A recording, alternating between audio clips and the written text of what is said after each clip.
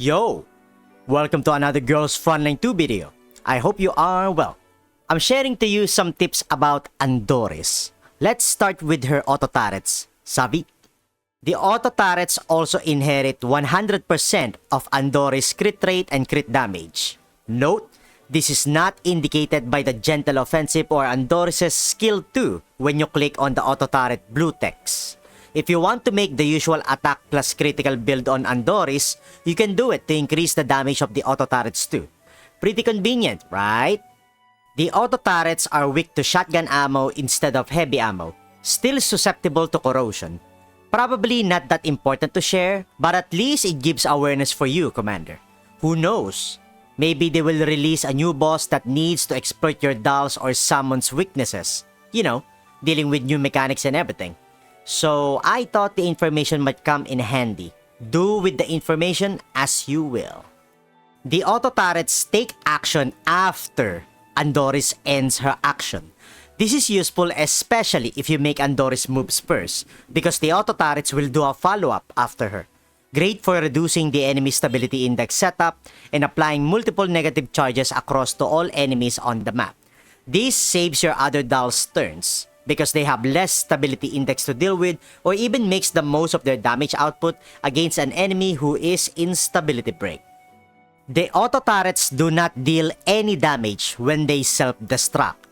Normally, when you hear the words self-destruct, you would think there will be a big explosion that will not discriminate. It will damage both allies and enemies alike.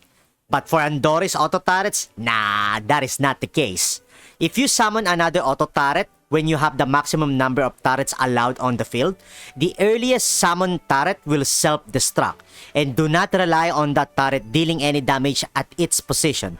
It is just an animation for it to leave the map. The support action of the auto turrets from their En Passant passive skill is a priority action support. Note, the En Passant passive skill does not indicate when the auto turrets do their support action, whether it is prioritized or after the lead attacker. If Belka, Mosin, or Andoris initiates an active attack on an enemy, the auto turrets will do their support actions first. Another thing to take advantage of, if you want the auto turrets to reduce the enemy's stability index first, before your tactical dolls attack the enemy. The auto turrets are practically invisible. It is indicated by the turret's passive skill Crash Mimicry that they will not be automatically targeted by the enemy. Despite Andoris summoning the turrets right next to an enemy, they will just ignore the auto turrets and still actively hunt down your tactical dolls, which you can take advantage of in so many ways. They can still get counterattacked by some enemies if conditions are met, but don't you worry, if you ever find your auto turrets getting demolished, Andoris can just easily resummon them anyway. The auto turrets do not have stability index. Honestly, they don't even need the cover damage reduction. They get access to blunted nerves, and they can be resummoned easily. It would be unfair for the enemies if your multiple summons have stability index, right? Giving movement buffs to the auto turrets will still not allow you to move them. The blue text on the auto turret emphasizes this. If you check at Andoris' Gentle Offensive active skill, they cannot move. Even with the movement up 2 buff from Defh, for example, you cannot manually move the auto turrets to change positions, despite having mobility at that point. But I guess it does make sense that they cannot be moved, probably why they are called turrets. The auto turrets are targetable by your dolls.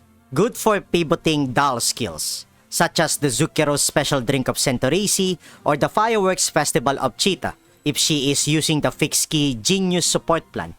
This might not make sense to you, but I will give you one scenario. Say you want to heal one of your dolls who is very damaged, and the issue, she is very far away and outside of your healer's skill range. That is where the auto turrets come into play. You can target the auto turret near the wounded doll instead and let the turrets be a pivot for an AoE healing skill, such as Centorisi or Cheetah. And I am sure there are other skills you can use for pivoting. Hopefully, my example made sense for this step.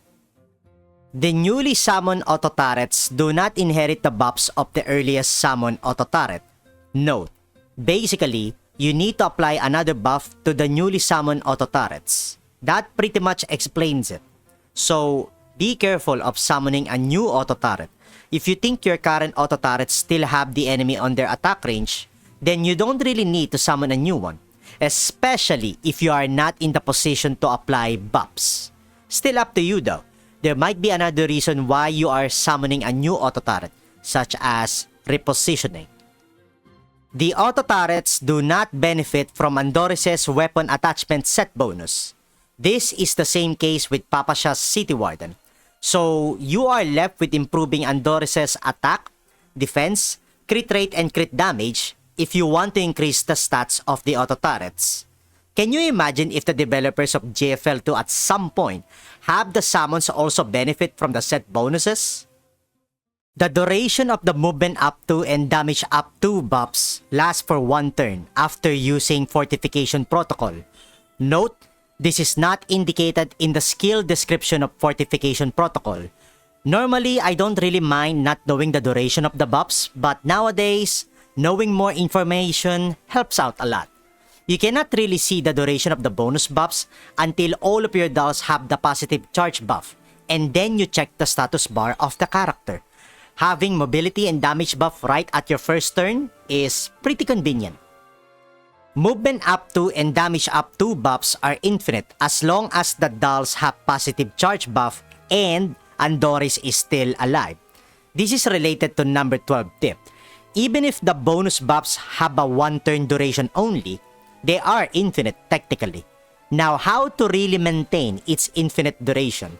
First, you have to pray that the enemy will not cleanse the positive charge buff.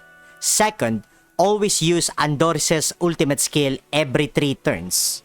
Third, make sure Andoris stays alive, though I do think she is likely the last doll to fall. And there you go, you have infinite positive charge, movement, and damage up to. Really awesome mechanic. Andoris will also expend 1 stability index when she is sharing the damage her ally dolls taken. Note, Andoris sharing the damage or taking 45% of the damage is also considered Andoris getting damage, despite not being the direct target of an enemy's attack. I thought that would be the best way to explain that.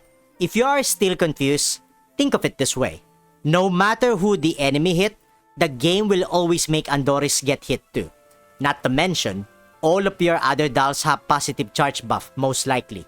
The only way for your Andoris to stop getting hit indirectly is if the enemy will cleanse the positive charge buff from your other dolls. But then again, the damage sharing mechanic is so nice to have.